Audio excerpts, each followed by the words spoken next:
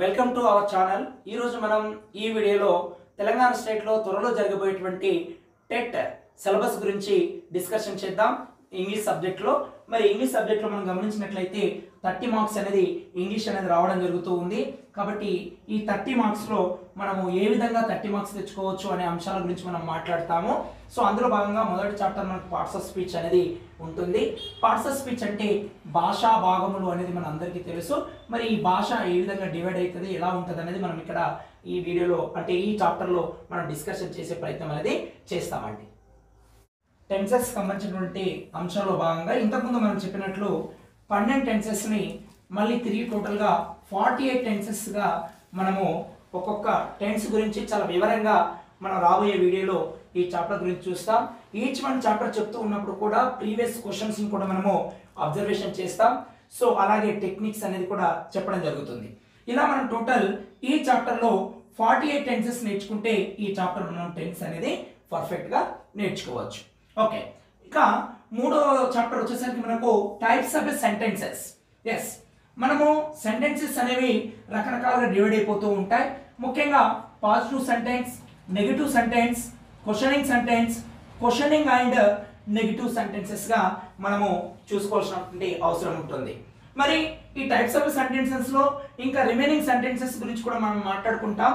Simple sentence, compound sentence, complex sentences గురించి కూడా మాట్లాడతాం. మనం simple sentence, compound sentence, complex sentences గురించి కూడా మనం డిస్కషన్ చేస్తాం. ఇలా ఈ రెండు చాప్టర్లను మనం ఇక్కడ టైప్స్ ఆఫ్ సెంటెన్సెస్లో మనం ఏం చేయొచ్చు అంటే డిస్కషన్ చేయొచ్చు. ఇండివిజువల్గా ఒక్కొక్క చాప్టర్ని మనం ఇక్కడ చూడొచ్చు. ఇది వేరే చాప్టర్, ఇది వేరే చాప్టర్, బట్ కానీ మనం ఇక్కడ చూడొచ్చు ఈ చాప్టర్లో బట. సో ఇక్కడ ఇలా positive sentences, negative sentences, questioning and negative సెంటెన్సెస్లకి వెళ్ళి మనకు ఖచ్చితంగా 1 మార్క్ వచ్చేటువంటి అవకాశం అనేది రేపు మనకు కనబడుతూ ఉంది. అలాగే నెక్స్ట్ వచ్చేసరికి మనకు ఏంటంటే ప్రీపోజిషన్. ఎస్ అండి, ప్రీపోజిషన్ మనం విని ఉంటాం ఆల్రెడీ.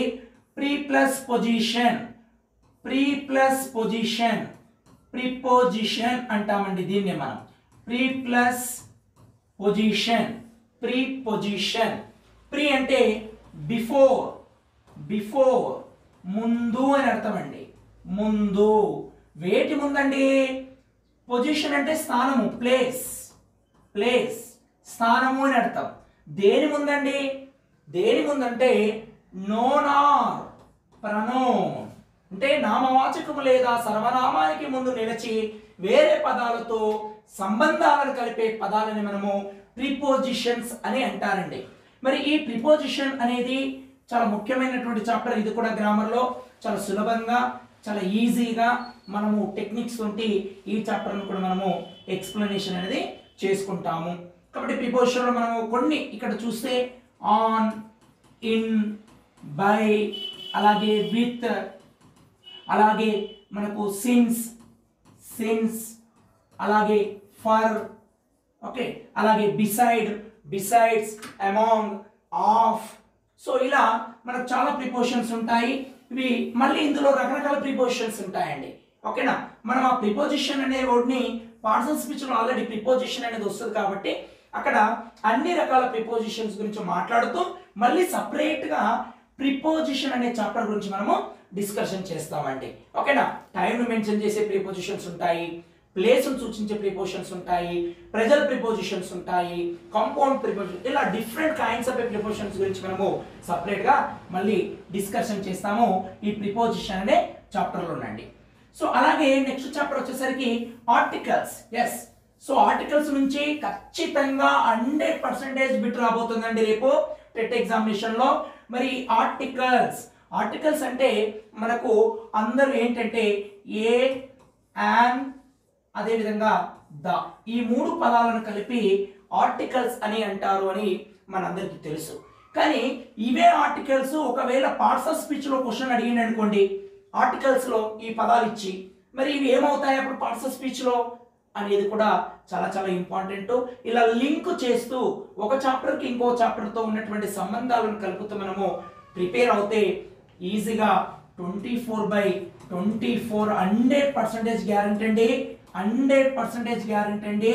సో కాబట్టి మా వీడియోస్ అప్లోడ్ చేసేటువంటి రెగ్యులర్గా ఫాలో అవుతే చాలు 100% 24/24 మార్క్స్ అనేది మనము తెచ్చుకునే అవకాశం అనేది ఉంది అనేది మీకు తెలియజేస్తున్నాను. ఎస్, ఆర్టికల్స్ అంటే వీటిని మనం తెలుగులో ఉపపదాలు అంటామండి. ఉపపదాలు అంటామండి. మరి ఉపపదాలు అంటే సబార్డినేట్ వర్డ్స్ అంటాము మనం. ఆర్టికల్స్ అంటే వీటిని అడ్జెక్టివ్స్ అని కూడా పిలుస్తుంటారండి. వీటిని అడ్జెక్టివ్ అని కూడా పిలుస్తుంటారండి ఏ అండ్ దాలను. కాబట్టి మరి ఆర్టికల్స్ ని యూజ్ ఆఫ్ ఏను ఎలా ఉపయోగించాలి, యాను ఎలా ఉపయోగించాలి, దాను ఎలా ఉపయోగించాలి. వీటితో పాటు కొన్ని సందర్భాల్లో ఇంగ్లీష్లో ఏంటంటే ఆర్టికల్స్ రావండి. ఏ రాదు, యాన్ రాదు, దా రాదు. మరి అప్పుడు ఏం చేయాలి, అప్పుడే ఆప్షన్ మనం చూస్ చేసుకోవాలి ఎగ్జామినేషన్లో అనేది కూడా చాలా ఇంపార్టెంట్ అండి. దానిని మనం సపరేట్గా ఇదే చాప్టర్లో నో ఆర్టికల్స్ అనే చాప్టర్స్ మనం చాలా క్షుణ్ణంగా ఎక్స్ప్లెనేషన్ ఇస్తామండి. నో ఆర్టికల్స్ అంటే ఏ రాదు, అక్కడ యాన్ యూజ్ చేయకూడదు, దా యూజ్ చేయకూడదండి. మరి ఇక్కడ ఈ నో ఆర్టికల్ అనే అంశంలో మనము వీటిని చూసుకుంటాం. ఓకేనా? ఎస్. సో ఇలా ఆర్టికల్స్ లో మనము చాలా అద్భుతమైనటువంటి అంశాలతో, రూల్స్ తో, మరి రెగ్యులర్ గా, రొటీన్ గా అన్ని ఇన్స్టిట్యూట్ లో మీకు చెప్పిన విధంగా చెప్పకుండా విభిన్నంగానండి, చాలా సులభంగానండి. ఓకేనా? సో అలాంటి గుర్తులతో, టెక్నిక్స్ తో మీ ముందుకు త్వరలో మన ఛానల్లో వీడియోస్ అప్లోడ్ అవుతూ ఉంటాయి. కాబట్టి దయచేసి అందరూ కూడా మీరు ఫాలో కండి రెగ్యులర్ అని ఈ సందర్భంగా తెలియజేస్తూ ఉన్నాం. కాబట్టి ఆర్టికల్స్ లో ఇలా ఏ అండ్ ద, అలాగే నో ఆర్టికల్స్ అనే అంశాల గురించి మనం మాట్లాడుతూ ఉంటాం. కొన్ని సందర్భాల్లో మళ్ళీ ఇక్కడ ఆర్టికల్ రావు అని చెప్తాం, ఆర్టికల్స్ మళ్ళీ వస్తాయి. మరి ఏంటి కన్ఫ్యూజనేషన్ అనేది మనము ఈ చాప్టర్ లో చాలా క్లియర్ గా డీప్ గా డిస్కషన్ చేస్తాం. ఓకేనా? ఎస్. ఇలా ఆర్టికల్ అనే చాప్టర్ మనము నేర్చుకోవచ్చు. ఎస్. నెక్స్ట్ మనం గమనించినట్లయితే next chapter degrees of comparison. Yes, పేరులోనే ఉందండి. ఇంగ్లీష్ గ్రామర్ చాలా సులభం అండి. పేరులోనే మనము చూసి ఆ చాప్టర్ ఏంటి అనే టెక్నిక్ నేర్చుకోవాలి. చూడండి ఏమంటున్నాం మనకి ఇక్కడ, డిగ్రీస్ ఆఫ్ కంపారిజన్. కంపారిజన్ అంటే ఏంటండి? ఎవరెవరి మధ్యలో మనం కంపారిజన్ చేస్తూ ఉంటాం? రెండు వస్తువుల మధ్య కావచ్చు, టూ థింగ్స్. ఓకే, చాప్టర్ గురించి మనం మాట్లాడితే yes, active voice, passive voice. Voice is divided by two kinds, AV and PV. మనకి ఈ చాప్టర్ కూడా తెలుసు. కంపల్సరీ క్వశ్చన్ అండి, కంపల్సరీ క్వశ్చన్ అండి. ఏవి పివి ఏం లేదండి. ఇక్కడ కూడా మనము దీనికి ఒక సూత్రం తయారు చేశానండి నేను దీనికి. ఇక్కడ ఏంటిది? బడి సూత్రం. ఎస్, బడి సూత్రం. బడి సూత్రాన్ని నేర్చుకుంటే చాలండి, యాక్టివ్ వాయిస్, ప్యాసివ్ వాయిస్ అత్యంత సులభంగా మీరు ఇంగ్లీష్ గ్రామర్లో నేర్చుకోవచ్చు. ఎస్, ఏంటి బడి సూత్రం? మరి యాక్టివ్ వాయిస్, ప్యాసివ్ వాయిస్ రావాలి అంటే మనకు టెన్స్ మొత్తం రావాలి. 12 టెన్సెస్ నేర్చుకోవాలి. ఓకేనా? ఎలా? Subject plus V1 SR ES plus object, subject plus have is plus V4 plus object, subject plus have is plus V3 plus object, subject plus have been has been plus V4 plus object. ఇలా మనకు frames చాలా పర్ఫెక్ట్గా ఉండాలి. అప్పుడే ఆ frames ఇక్కడ మారుతాయి. కానీ ఎటువంటి టెన్స్ గ్రామర్ తెలియకపోయినా, టెన్స్ ఫ్రేమ్స్ ఏవి కూడా రాకపోయినా, యాక్టివ్ వాయిస్ నుండి ప్యాసివ్ వాయిస్ లో మనము ఇచ్చిన క్వశ్చన్ కు ఆప్షన్ లో ఆన్సర్ ఎలా చూస్ చేయాలనో చాలా సులభంగా బడి సూత్రం, ఏ సూత్రం అండి? బడి సూత్రం అనే ఫ్రేమ్ ద్వారా మనము చాలా సులభంగా నేర్చుకోవచ్చండి. ఓకేనా? ఏంటి ఆ బడి సూత్రం అనేది రాబోయే వీడియోలో చాలా డీప్ గా, చాలా సులభంగా మనం నేర్చుకోవచ్చు. ఎస్, ఇది యాక్టివ్ వాయిస్, ప్యాసివ్ వాయిస్. ఇక ప్రెజల్ వర్బ్స్. ప్రెజల్ వర్బ్స్ ఇక్కడ కొంత మీనింగ్స్ ఉంటాయి. ఈ ప్రెజల్ వర్బ్స్ వచ్చినప్పుడు మనం ఎలా వాడాలి, ఇక్కడ కూడా కొన్ని టెక్నిక్ చెప్పే ప్రయత్నం చేస్తూ ఉంటాం. కొన్ని ఇంపార్టెంట్ ప్రెజల్ వర్బ్స్, మరి దాంతో పాటు రిపీట్ గా అడుగుతున్నటువంటి ప్రెజల్ వర్బ్స్ ఏంటి అనేది మనము చూద్దాం.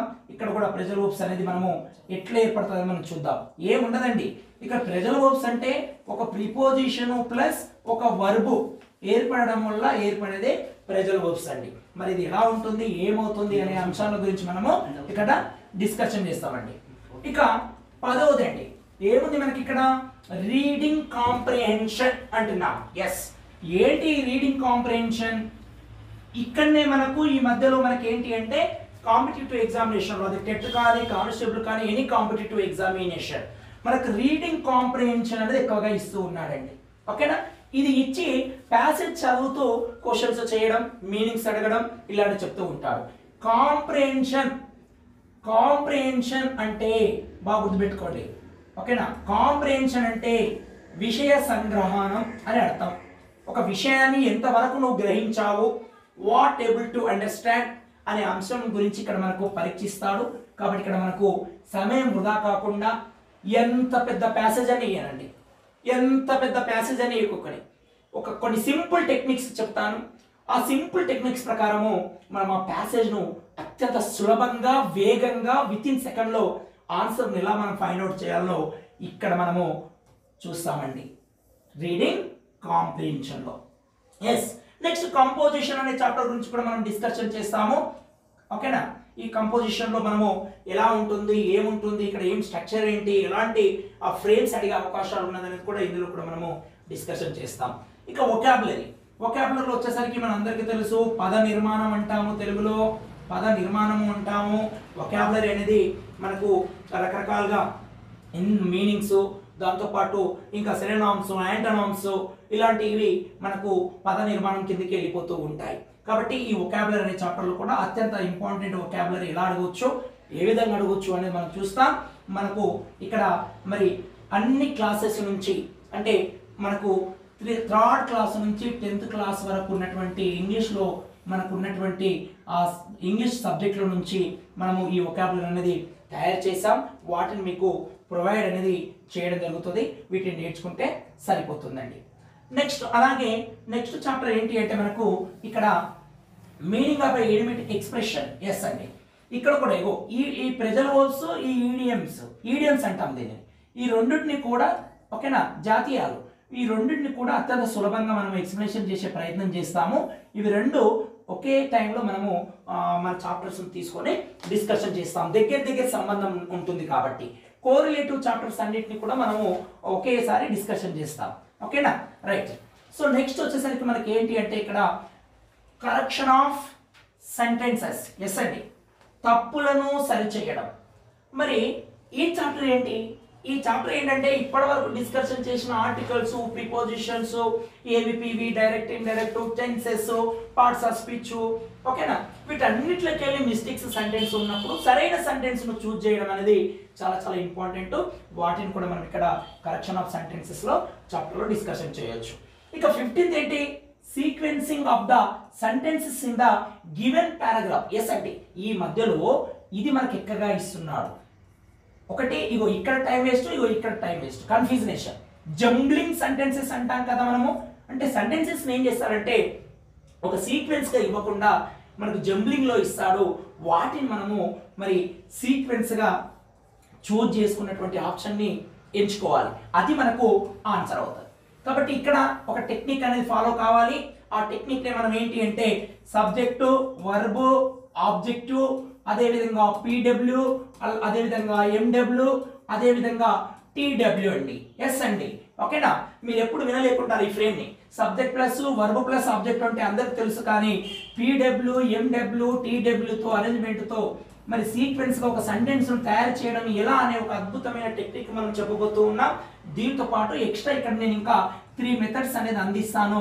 ఆ 3 మెథడ్స్ లో మీరు అత్యంత సులభంగా ఈ సీక్వెన్స్ సెంటెన్స్ అనేది మనము సిద్ధము చేసుకోవచ్చు, చాలా సులభంగా ఎగ్జామినేషన్ ఆన్సర్ ని గుర్తించవచ్చు. ఎస్ అండి. సో నెక్స్ట్ దాంతో పాటు ఏంటంటే మనకి ఇక్కడ సో ఎర్రర్స్, తప్పులు, ఎర్రర్స్ ఐడెంటిఫికేషన్ విత్ ఇన్ ఎ సెంటెన్స్. ఎస్ అండి, ఇచ్చిన సెంటెన్స్ లో తప్పులను అంటే ఇక చూడండి, ఇంతకుముందు ఏం చెప్పాం మనం 14th chapter correction of sentences, error sentence identification within in a sentence. ఈ 2 చాప్టర్లను ఒకేసారి మనము డిస్కషన్ చేస్తూ నోట్స్ రెడీ చేశాము. చాలా సులభంగా ఎలా ఈ 6 మార్క్స్ తెచ్చుకోవచ్చు అనేది నేను కొన్ని కోర్ టాపిక్స్ చెప్తాను. ఆ కోర్ టాపిక్స్ లో నుంచి చదువుకుంటే చాలండి. మొన్న జరిగిన టెట్ కూడా సో మనం చెప్పిన నోట్స్లోకి వెళ్ళి వచ్చినటువంటి పరిస్థితి కనబడుతూ ఉంది మనం రాపించిన టాపిక్స్ నుండి. కాబట్టి ఇక్కడ కూడా మీకు కావాలంటే నోట్స్ అనేది కూడా మనం పీడిఎఫ్ రూపంలో ప్రొవైడ్ చేస్తాం, ఖచ్చితంగా పీడిఎఫ్ రూపంలో ప్రొవైడ్ చేస్తాం. ప్రతి చాప్టర్ కావాలంటే కూడా పీడిఎఫ్ రూపంలో ప్రొవైడ్ చేస్తాం, అవసరం ఉన్న వాళ్ళు అడగొచ్చండి. సో ఇక్కడ కూడా మనం ఏం చేస్తామంటే పీడిఎఫ్ రూపంలో నోట్స్ ఇస్తాం. ఇక్కడ చూస్తే మనం సింపుల్ గా aspects of a English language. Yes, English language ఎట్లా డెవలప్మెంట్ అయింది, దాని హిస్టరీ ఏంటి, ఓకేనా, దాని నేచర్ ఏంటి, స్వభావం ఏంటి, సో ఇంపార్టెన్సీ అసలు ఇంగ్లీష్ ఏంటి టుడే, దీని యొక్క రూల్ ఏంటి ఈరోజు వరల్డ్లో. సో అదేవిధంగా principles of a English as a second language, second లాంగ్వేజ్గా ఎందుకు పెట్టారు, ఎప్పుడు పెట్టారు, మన భారతదేశంలో వచ్చినటువంటి వివిధ కమిటీలు ఏంటి, ఏ కమిటీ ఏం చెప్పింది, ఓకేనా, ఇంగ్లీషు ఇంపార్టెన్స్ అనేది ఎప్పటి నుంచి పెరిగింది, ఏ కమిటీ ఇంపార్టెన్స్ ఇచ్చింది, ఇవన్నీ చాలా చాలా ఇంపార్టెంట్, అన్ని ఇక్కడ వస్తాయండి అవి. మరి problems of a teaching learning English అంటే ఇంగ్లీష్ బోధిస్తున్నప్పుడు మరి ఆ బోధన పద్ధతుల్లో ఎటువంటి మెలకువలు నేర్చుకోవాలి, మరి ఈ రోజుల్లో ఇంకా ఎలాంటి ప్రాబ్లమ్స్ ఫేస్ చేస్తున్నారు, ఇవన్నీ ఇక్కడ ఈ learning English, problems of a teaching English ఎలాంటి డెవలప్మెంట్ చేసుకుంటూ వచ్చింది, దానికోసం ఏమేమి కంపెనీలు ఎలాంటి సజెషన్స్ ఇచ్చాయి, ఇవన్నీ ఇక్కడ మనము చూసుకోవచ్చు. ఇక రెండోది ఏంటంటే objective of a teaching English. Yes, ముఖ్య ఉద్దేశం, ఓకేనా, ఇంగ్లీష్ బోధన యొక్క ముఖ్య ఉద్దేశాలు ఏమిటి అనేది మనం ఇక్కడ చూసుకుంటామండి. ఇక ఫొనెటిక్స్. ఎస్, ఫొనెటిక్స్ మనకు తెలుసు ఏబిసిడి 26 కాదండి, ఓకేనా, 48 లెటర్స్ అనేది మనం 44 లెటర్స్ అనేది మనం గుర్తుపెట్టుకోవాలి ఇక్కడ, ఓకేనా, 44. సో మరి ఆ వీటిని మనము ఫొనెటిక్ సింబల్స్ అంటాం, ఓకేనా. ఈ ఫొనెటిక్ సింబల్స్ ని ఆల్రెడీ మన దగ్గర ఒక అద్భుతమైనటువంటి నోట్స్ ఉంది స్పెషల్ ఫర్ ఓన్లీ ఫొనెటిక్స్ సంబంధించింది, ఓకేనా. సో ఆ నోట్స్ మనం ప్రొవైడ్ చేస్తాం సీక్వెన్స్ గా. మరి 44 లెటర్స్ మనము ఎలా అనేది మనం అక్కడ నేను పొలిటిక్స్ అనే చాప్టర్లో నేను చెప్పే ప్రయత్నం చేస్తాను. Next development of A language skills అంటే LSRW అంటాం దీనిని షార్ట్ కట్ గా, LSRW. ఒక ఎల్ అంటే ఏంటండి, listening, speaking, reading, writing. Effective listening ఉండాల్సిన క్యారెక్టర్స్ ఏంటంటాడు ఎగ్జామ్ లో, ఓకేనా. మరి ఎఫెక్టివ్ లిజనింగ్ ఏమేమి ఉండాలి, ఓకేనా, నార్మల్ లిజనింగ్ కు ఎఫెక్టివ్ లిజనింగ్ కు డిఫరెన్సెస్ ఏంటి అనేది మనం ఇక్కడ మాట్లాడతాం. స్పీకింగ్, రీడింగ్, ఓకేనా. సో ఇవన్నీ కూడా మనము రైటింగ్, ఇవన్నిటి గురించి కూడా షార్ట్ మనము ప్రతి చాప్టర్ ఒక్కొక్క చాప్టర్ని ఇండివిజువల్గా డిస్కషన్ అనేది చేస్తాం. అలాగే నెక్స్ట్ ఏమి ఇచ్చాడు ఇక్కడ, కమ్యూనికేషన్ స్కిల్స్. సో కమ్యూనికేషన్ స్కిల్లో కూడా non verbal communication skills, verbal communication skill ఇంగ్లీష్లో ఎలా ఉంటుంది అనేది మనము చెప్తామండి ఇక్కడ, ఓకేనా. ఎస్ అంటే LSRW కమ్యూనికేషన్ స్కిల్ని కలిపి రెండుని కలిపి మనం ఏమంటాం ఇక్కడ అంటే మనము development of A language skills అని చెప్తామనేది గుర్తుపెట్టుకోవాలి ఇక్కడ, ఓకేనా. సో ఆ రెండు చాప్టర్ని కలిపి మనము development of A language skills అంటాం. ఎస్, నెక్స్ట్ వచ్చేసరికి approaches, methods, techniques of a teaching English. మనం ఆల్రెడీ మన ఇంగ్లీష్ మెథడ్లో చూస్తామండి వీటన్నిటిని, ఓకేనా. మీ దగ్గర ఇంగ్లీష్ అలాంటి అకాడమిక్ బుక్ ఏమైనా ఉంటే దాన్ని ఫాలో కావాలి. మనం ఇక్కడ కూడా దీని మొత్తం కూడా మనము అకాడమిక్ సంబంధించిన బుక్స్లోకి వెళ్ళి దీన్ని తీసుకొని మనం చెప్తామండి. ఇందులో ఏమన్నాడు, introduction, definition and types of approaches, methods and techniques of a teaching in English అనేది మనకి ఇక్కడ చెప్తూ ఉన్నాడు. రెమెడియల్ టీచింగ్ అంటే ఏంటి, ఇవన్నీ కూడా మనము ఇక్కడ ఈ మెథడ్లో పద్ధతుల్లో నేర్చుకుంటామండి, ఓకేనా. ఇక నెక్స్ట్ వన్ వచ్చేసరికి ఏంటి అంటే మనకి ఇక్కడ teaching of A structures and vocabulary items కూడా ఎలా ఉంటుంది, మనం టీచింగ్ చేస్తున్నప్పుడు ఇంగ్లీష్ను ఎలా మనము స్ట్రక్చర్గా ఎలా చెప్పాలి, ఎలాంటి మెలకువలతో చెప్పాలి అనేది మనం ఇక్కడ డిస్కషన్ చేస్తూ ఉంటామండి, ఓకేనా. సో మనం ఒకసారి ఇక నెక్స్ట్ చాప్టర్ గురించి మనం మాట్లాడినట్లయితే, ఓకేనా, teaching learning materials in English అంటే మెటీరియల్స్ గురించి మనం నేర్చుకుంటాం. ఇవన్నీ ఆల్రెడీ మనము డైరెక్ట్ బిఎడ్లో మనం చేస్తూ ఉన్నప్పుడు మెథడ్లో ఇంగ్లీష్లో చేసి ఉంటారు కాబట్టి వాటి గురించి మనం ఇక్కడ డిస్కషన్ చేద్దాం, లెర్నింగ్ మెటీరియల్స్ గురించి. ఇక లెసన్ ప్లానింగ్, ఇది కూడా మనకు తెలుసు ఆల్రెడీ. లెసన్ ప్లానింగ్ ఎలా ఉంటుంది, ఏంటి, ఎలా చేయాలి, ఇదంతా కూడా మనము ఇక్కడ డిస్కషన్ చేస్తాం. ఇక అలాగే కరికులం, టెక్స్ట్ బుక్స్ ఎట్లా యూజ్ చేస్తుంటారు ఏంది అనేది కూడా మనం మాట్లాడుకుంటాం. ఇది వెరీ వెరీ ఇంపార్టెంట్, ఇక్కడికి ఒక మార్క్ వస్తుంది ఖచ్చితంగా, ఓకేనా. Evaluation in English language teaching, CCE అంటాం దీన్ని, ఇది వెరీ వెరీ ఇంపార్టెంట్. సో ఈ చాప్టర్ మీద మనం ఫోకస్ ఎక్కువగా పెడతామండి. సో ఇక్కడ 6 మార్క్స్ వచ్చే విధంగా మనము కొన్ని కోర్ టాపిక్స్ అనేది డిస్కషన్ చేస్తాం. ఆ కోర్ టాపిక్స్ నుంచి ఇక్కడ కూడా మనకు 6/6 మార్క్స్ గ్యారంటీ అండి. సో ఇక్కడ టోటల్ 30 మార్క్స్లో కంపల్సరీ 28 నుంచి 29 గ్యారంటీ ఇస్తామండి రెగ్యులర్ మన వీడియోస్ ఫాలో అవుతాయి, ఓకేనా. సో మినిమం 25+ మాత్రం గ్యారంటీ 100%, ఓకేనా. ఇంకా పర్ఫెక్ట్గా మీరు ఫాలో అయ్యి రెగ్యులర్గా మన వీడియోని చూస్తూ నోట్స్ ప్రిపరేషన్ చేసుకుంటే సో 30/30 గ్యారంటీ. మీరు మెటీరియల్స్ ఎన్ని ఉన్నా కూడా మన వీడియోస్ చెప్తూ ఉన్నప్పుడు మన వీడియోస్ వింటూ నోట్స్ దగ్గర పెట్టుకొని జాగ్రత్తగా ఖచ్చితంగా దయచేసి మీరు నోట్స్ అనేది ప్రిపేర్ చేసుకోండి. నోట్స్ ప్రిపరేషన్ చేసుకున్న తర్వాత మీరు మిగతా ఏ మెటీరియల్స్ అయినా చదవండి, ఫాలో కాండి. కానీ నేను చెప్పేది ఏంటంటే ఇక్కడ దయచేసి మీరు ఖచ్చితంగా నోట్స్ అనేది, నేను చెప్పే మెథడ్స్ ఏమైతే ఉంటాయో నోట్స్ అనేది మెయింటెనెన్స్ చేయండి. ఇది ఒకటి చేస్తే ఖచ్చితంగా మీకు మనం చెప్పినట్టు ఇంతకుముందు బైకి బై మార్క్స్ తెచ్చుకునే అవకాశము ఉంటుంది. కాబట్టి దయచేసి మన ఛానల్ని రెగ్యులర్ ఫాలో కండి. సో అదేవిధంగా మీకు ఇంకేమైనా సందేహాలు ఉంటే కూడా కామెంట్ రూపంలో అడగొచ్చు, లేదా మేము నంబర్ అనేది ప్రొవైడ్ చేస్తాం. ఆ నంబర్కు మీరు వాట్సాప్ చేసి కూడా మీ డౌట్స్ని క్లారిఫికేషన్ చేసుకోవచ్చండి.